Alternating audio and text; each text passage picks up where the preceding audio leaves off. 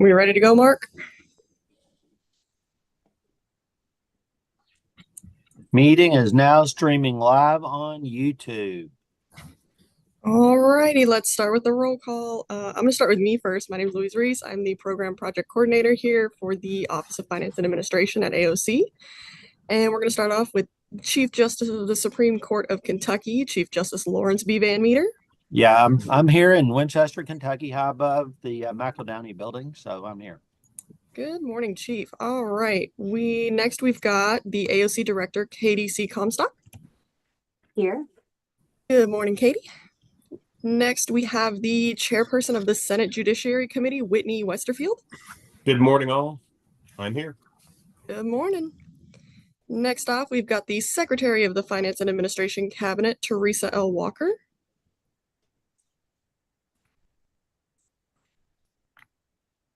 Teresa here? I'm not seeing her. No, Okay. I don't believe so. Next up, we've got... What was that? Okay. Next up, we've got the Circuit Court Judge appointed by the Supreme Court, John T. Alexander. Here. Yep. Next up is the County Judge Executive appointed by the Governor, Todd Mansfield. Present. After that, we've got the District Court Judge appointed by the Supreme Court, Amy S. Anderson. Here. The Chairperson of the House Judiciary Committee, Daniel Elliott.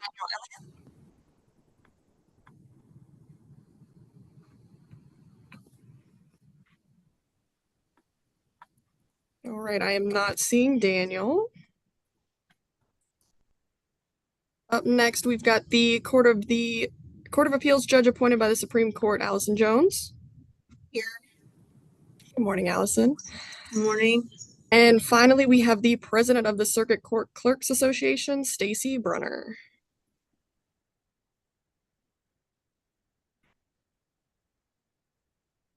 I am not seeing Stacy here with us today.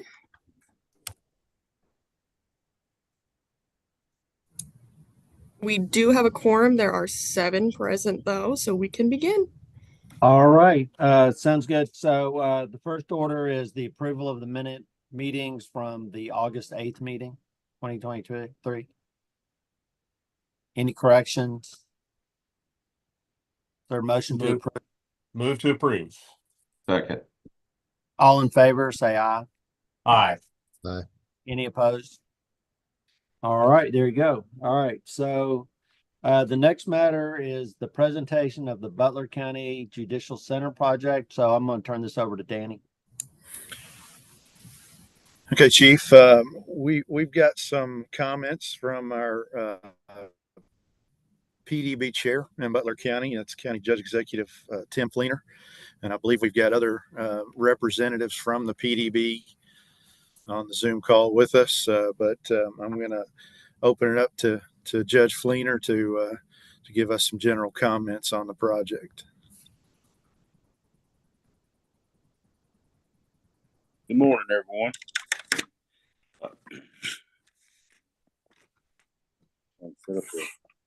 Thank you all for having us this morning. We greatly appreciate everything you've done thus far for us here in the county. We have been able to acquire the property for the site of the new judicial center. We thank you all for choosing Butler County, and we just look forward to working with you all. Look forward to getting this project moving forward for some construction. That's the site. I think it's going to be a great location here in the county where it's at. It's going to have great visibility here from everyone coming in and out of town, and it's going to make a good addition to our city and county. That's it. Hey, so you, Judge Fleener, you all, that's a downtown site, correct? Correct. Yes. Okay. Good call. Mm-hmm.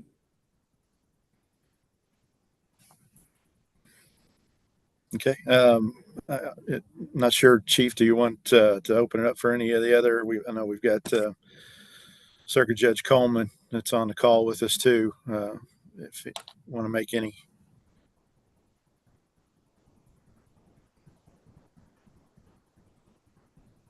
All right, Danny, you're running this part of the meeting. You do it.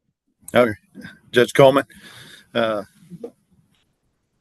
don't really have anything to add. I'm excited about this project. We've needed a courtroom expansion here in Butler County for a long time. We try to run a lot of courts out of one room, and it gets difficult at times, difficult on scheduling. We look forward to this project going forward. Thank you, Judge Coleman. Chief, at this time, I'll introduce our project architect, Jeff Gregory. He will be the first one from our project team to present.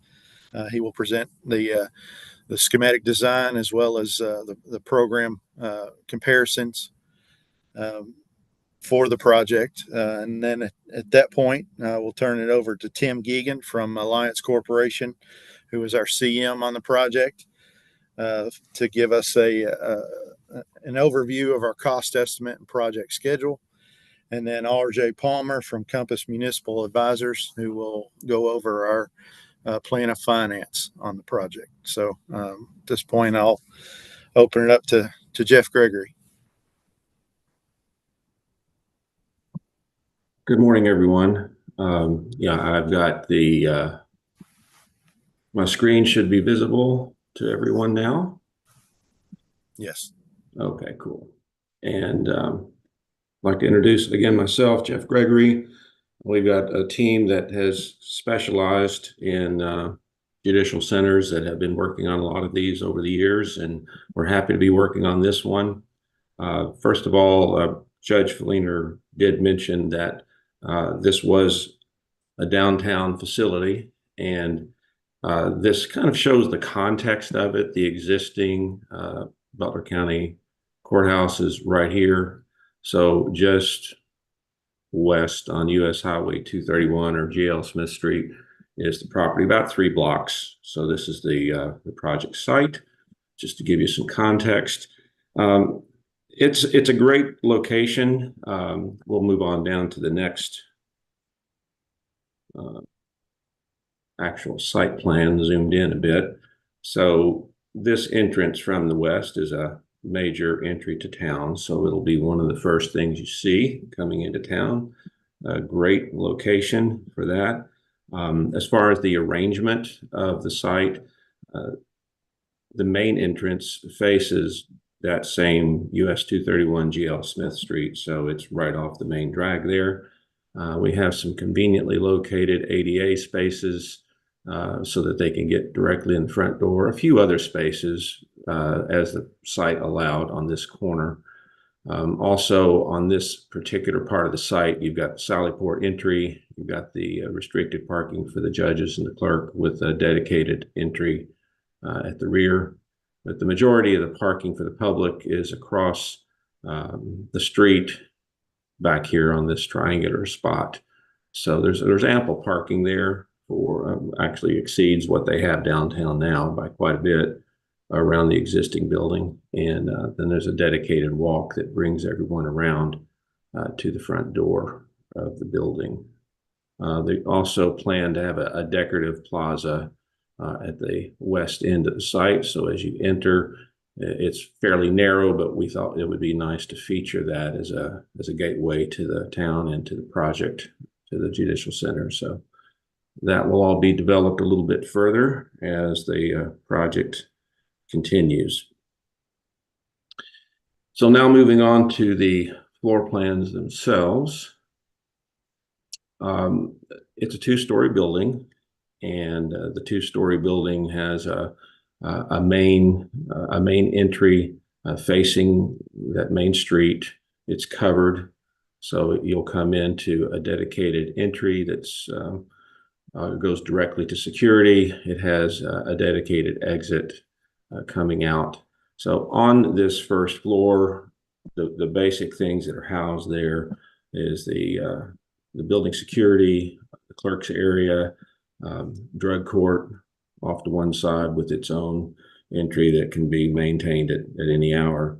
And then you've also got pretrial services and CDW. There's the main prisoner holding area with the restricted or secure elevator with its sally port off to the east side. One judge's chambers is located on this floor, as well as all of the clerk's area, which you see here in the light red color. So this restricted elevator toward the rear provides convenient access for judges coming in off of the parking through their dedicated restricted entry to go directly upstairs to the courtroom, to the other chambers, or right around the corner to the one judge's chambers here. Likewise, allows the clerk easy access to go up to the courtroom areas above. There's a decorative monumental stair associated with the first floor public entry that will allow you to get up to the second floor via the stair or directly up an elevator. So it's a fairly compact plan that is very efficient, not an excess of circulation. Takes you up to the second floor where there's a good size, very inviting public waiting lobby with a lot of outdoor daylighting along the front. Should make it very comfortable for anyone waiting there. Public restrooms. There'll be two courtrooms on that level, the main of the large jury courtroom and then the smaller non-jury courtroom adjacent to that, each of them with a dedicated judge's ramp entry toward the rear that goes into the restricted corridor area. You have a combined grand jury and jury deliberation suite behind both courtrooms. And then off to the side is a combined judges' chambers that would house two judges and the family court related spaces as well. The assumption, although we're not labeling them as such, they can use it however they want, but the assumption was that probably there'd be the circuit court and the family court sharing this suite, and then the district court would likely share the suite on the first level. And then also on this level are the attorney interview rooms associated with the local prisoner holding for the courtrooms.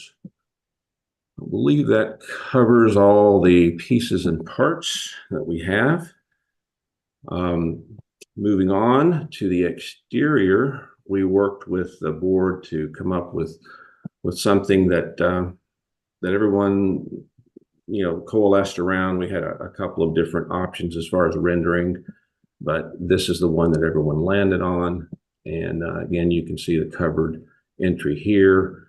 The restricted entry is around the back, but this is the walk that leads everyone to the majority of the parking across the street in the back, as noted, located on the main street. So good access and good visibility.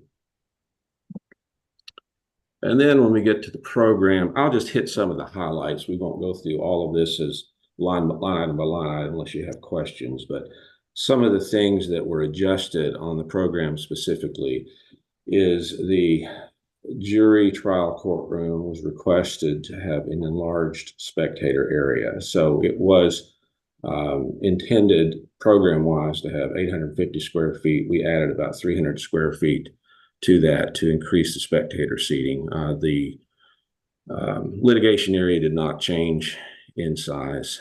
And then this is sort of mirrors what was done and improved on Crittenden, which started off with a similar size program, but likewise they had requested and the CFSC approved an increase in the spectator area for that. So that was duplicated here as well.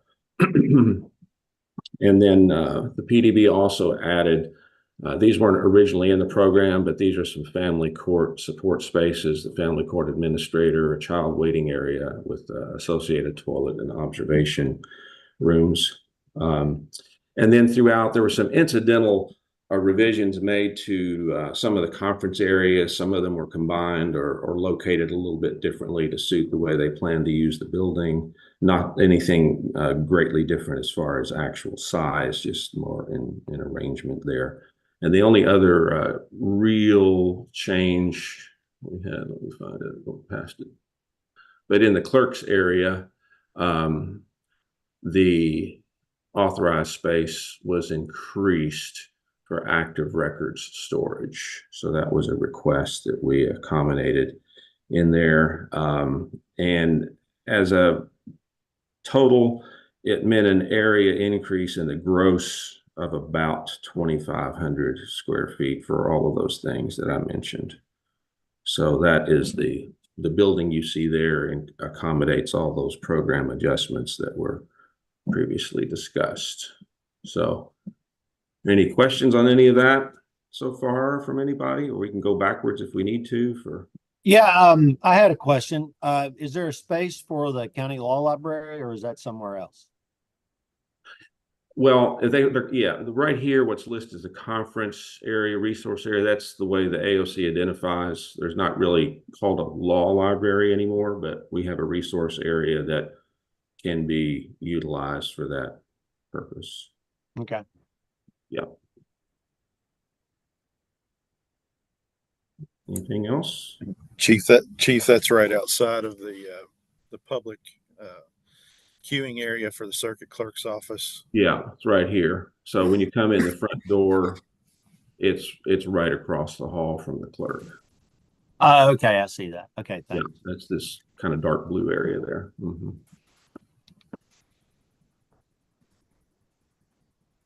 Any other questions on that? And then the other thing, which it just gets into the schedule. And right now, well, it's summarized up here at the front. We'll just go back up there with the proposed construction start date of March 2026, construction finish of December 2027. The duration of the construction period was kind of worked out with the construction manager as far as what they thought it would take to successfully build the project.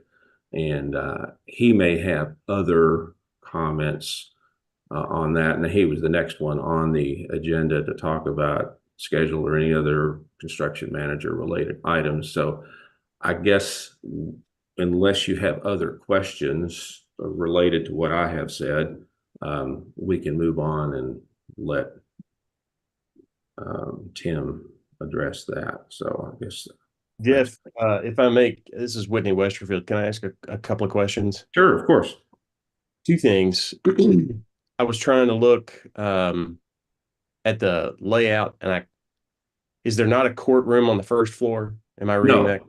No, Okay. there's a total of 2 courtrooms.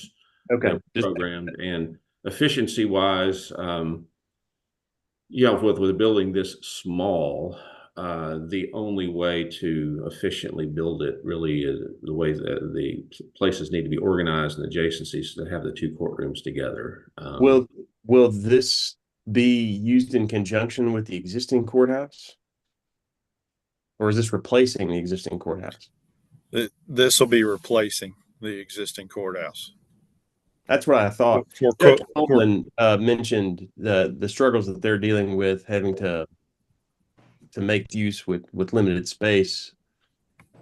I guess I want to ask Judge Coleman if you're satisfied with this plan, if you think this resolves the concerns you've got and what you're dealing with there now. Yeah, it obviously, anytime you do this, you'd want more, and we could have another courtroom. That'd be great. Right now, as I said earlier, we're just dealing with 1 courtroom. This would give us a lot more flexibility because of the 3-county circuit. We kind of hit over each other, but we can kind of schedule around one another as well. This would give us an ability to, if we had a jury trial going on, to have either district court or family court in the non-jury courtroom. So it's workable. I think it would work good for our needs. Okay. The only other question thank you, Judge. The only other question I had, and I can't say that I know the streets in Morgantown front and back. Where is it? And I saw the first image you showed was there along the street. I'm trying to identify where it is relative to the existing courthouse. Okay, here we go. So Okay, I got there's it. the existing courthouse. So it's right up the street, about I 3 forgot. Yeah, blocks. I know right where it's at. Thank you. Yeah. Mhm. This is Judge Anderson. Judge Coleman, I assume that Judge Gregory has been part of this discussion too, and the district court is pleased with the proposed courtroom space. Yeah, Greg Vincent's on the committee as well, and he was part of the process as we went through. I didn't hear any complaints more than usual. So.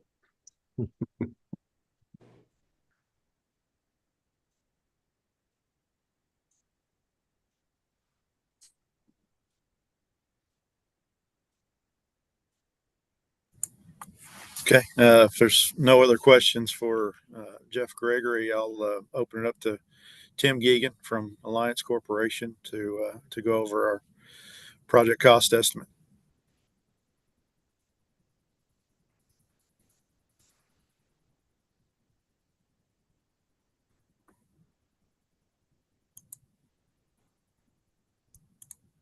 Is Tim still on with us? Oops, sorry about that, guys. I don't think Tim's audio Speaker's working. Yeah. I did see him on earlier. Yeah, he's on there, Danny. I'm not sure if your audio or if your mic's working, Tim. You might go down to where the microphone is on the left and hit the arrow. You might have to select a different select your microphone on there. If you click on the arrow by the microphone, it gives you your options. Can you hear me now? Yeah. Wonderful. Sorry about that. Again, pleased to be before you this morning and present our cost opinion based on the drawings that Jeff and his team have prepared and based on the site conditions that we've seen on the new site. Again, this is the phase 1 schematic estimate, and what we're seeing is based on the area and the contractor participation in that area, we feel like we have a very good bidding climate, and thus kind of reflecting that in the numbers. So we're looking at an overall cost of construction cost of $13,855,000 approximately, with a square foot cost of around $615 a square foot as we see the project right now. I think material costs have kind of stabilized in the area, and I think again, just due to the location and the contractor participation in that area, we would view this as a very positive aspect to our overall cost.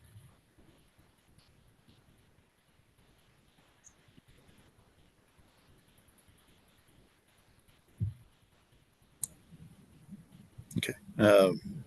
Tim, were you going to go over, I guess, the project construction schedule, or was it, I know Jeff mentioned. Initially, again, as the drawings develop and we look at the different systems, right now we're anticipating 18 months construction.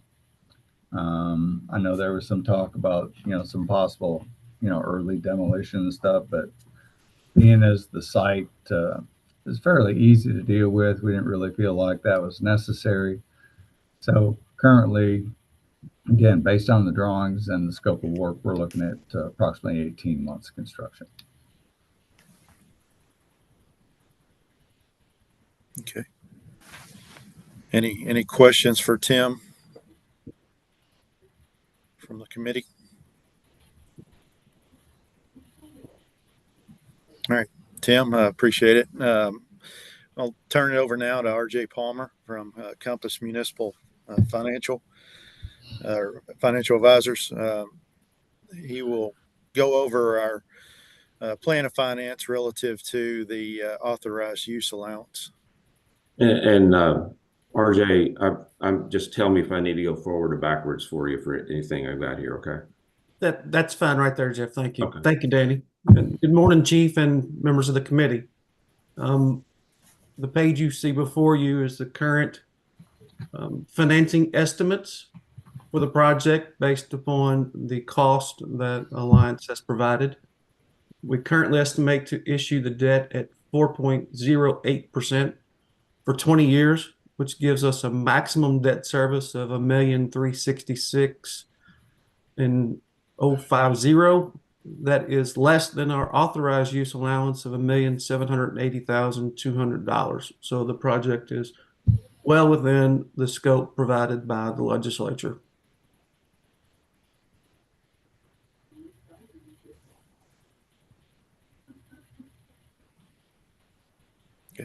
Thank you, RJ.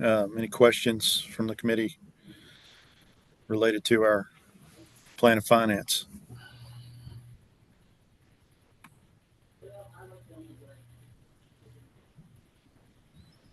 Okay. Again, thank you to our design team. Any general questions that the committee may have related to the presentation today that we can help answer?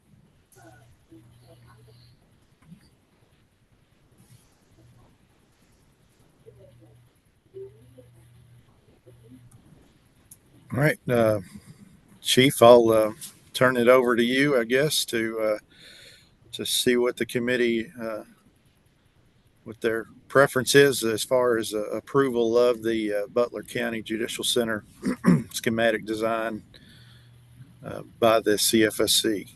So help me out on this since we don't do these all the time. So we're just asking for a motion to approve all this, all of the above. Is that correct? Correct. Motion to approve the Phase A schematic design and authorize to move into Phase B design development. Okay. Is there a motion for that? I'll move, Chief. All right. Is there Alexander. a second? Is there a second? Who's Can second? I ask, now that there's a motion and a second, can I ask one more question? Sure, of course. Danny, does anybody either on the local level, is there anybody, any group, any part of the local team that has any misgivings or heartburn about this that you're aware of? Not that I'm aware of. I'll other than Judge Coleman's request that it be even bigger. Yeah. We do have in addition to the county judge executive as the chair, there is a citizen at large representative on the PDB, as well as the local bar association representative and our judiciary as well. I feel that all are in support of the design that we have. It took a while, I think, to find an adequate site. Obviously, as you saw, Senator Westfield, that there is a parking across the street, but we feel like the site development and site design on that, even though there is crossing the street, allows for adequate flow to the judicial center from that parking. So, thank you, Dan. Okay. Any more questions, comments? All in favor, aye. Aye. Any opposed? Aye. Any opposed? Okay, hearing none, it's approved. Okay, so Danny, you want to go to the project status updates for the other projects already moving? And Mark? Yes, Chief.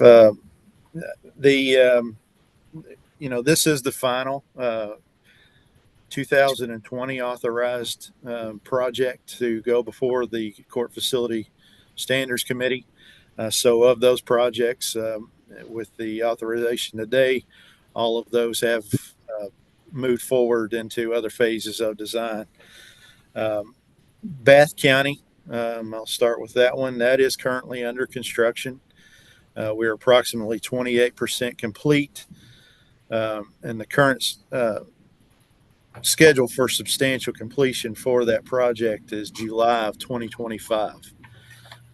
I was actually went through there the other day. They've got all of the structural steel up and are working on putting in metal stud walls. So that project is moving fairly quick, and we are hopeful that with being out of the ground that we can move forward without any hiccups. So Barron County, that is currently in Phase C design in the design process, which is construction document development. We have done the demolition on the buildings that were on that site, and are looking at potential for an early site development package to get us out of the ground before winter. Clinton County, we are in Phase C design on that one as well, with the demo completed on the site for that project. Crittenden County, we are working now to get that project out to bid. I believe we're hopeful to have that out to bid this month, so that we can start construction this fall. Graves County, we just had a PDB meeting there last night. I was in attendance at that meeting. We are in the process of site acquisition or site identification of potential sites, with appraisals being requested on those sites, so that we can kind of determine what will be the best option for the project. Jessamine County, we are in Phase C design for that, with estimated bidding for the project in the spring of 2025. Leslie County, we have an option to purchase on the site. We are doing we're doing title searches on the site, and hope to close on that property in the next few months. Madison County, that addition and renovation to the existing courthouse, we are under construction on that one, with approximately 72% complete. We are currently scheduled to be substantially complete on that project in November of 2024, with an anticipated move-in date of January of 2025. Oldham County, under construction there, we're 62% complete. Currently on schedule to be substantially complete in September of 2025. Scott County, we're currently out to bid for the Judicial Center there. The scheduled completion date for that project is the fall of 2026. So, hopeful to be starting that with the 24-month construction timeline. We'll be starting that this fall. So, Hardin County, the HVAC replacement project that was authorized. We are currently out to bid on that. Mark, I believe, bidding in the next couple of weeks. Is that correct? Yes, by the end of around the end of the month. Okay. And that project is scheduled to be finally complete in fall of 2025. So, pretty monumental task to get the complete HVAC changed out in that facility. And then the last update I'll give is we've got a carpet and paint project that was authorized in the Jefferson County Judicial Center. I got an update on that this week from the clerk's office, and we are 20% complete with replacement of the carpet in that building, which is basically 2 full floors that have been changed out. So, any questions on any of those updates, or any other projects that we can touch on? One question I get is, from the time that the legislature initially authorizes a project to completion, what is it, roughly 6 years, more or less? Barring no delays, major delays. We're looking at 5 to 6 years on these projects. Usually 2 to 3 years of design and 2 to 3 years of construction, depending on the complexity of the project. I won't speculate about how many years it takes the General Assembly to act in the first place. We appreciate the General Assembly's effort on all of our projects. And one other question, is there eminent domain powers in these projects? In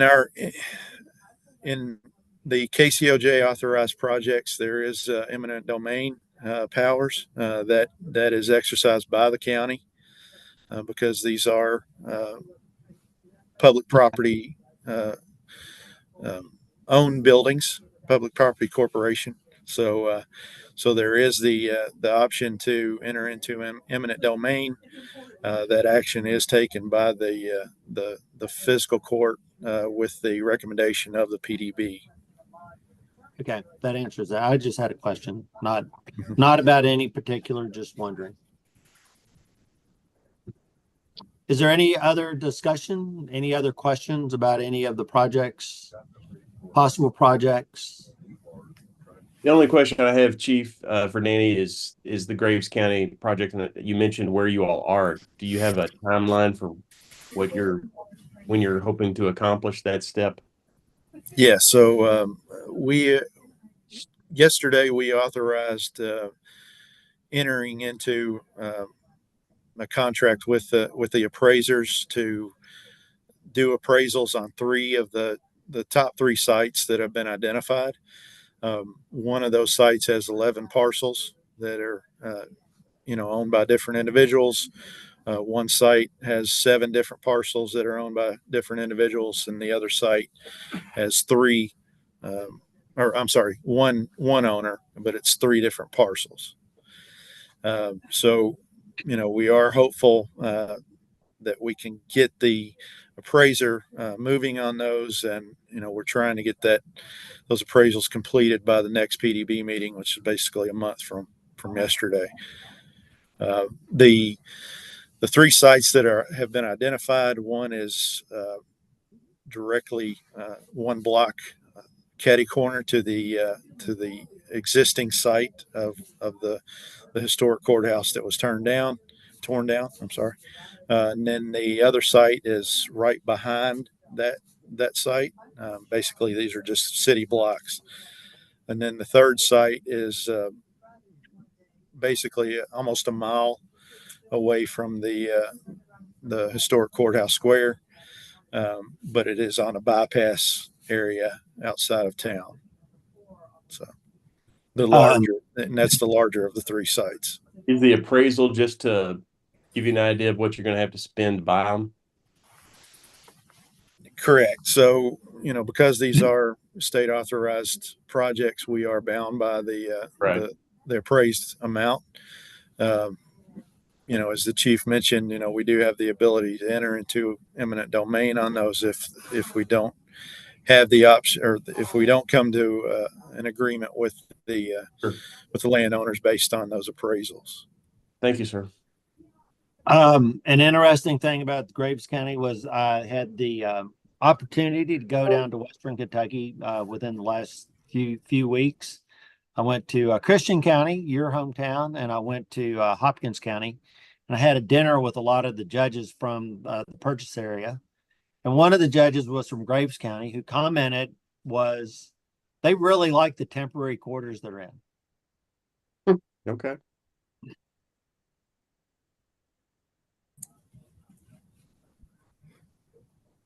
They are nice, but it comments? is a shopping center. So yeah, no. Well, they like the shopping center, right? Yeah. Any other questions, comments? All right. The last item on the agenda is adjournment. Judge Jones, do you have a motion to adjourn? I had to unmute. Yes, I make a motion to adjourn the meeting. All right. All in favor? Aye. Aye. Aye. Okay. Thank you all so much for participating, and we'll see y'all next time. Thank you. Thank you. All right, thank you. Thank you.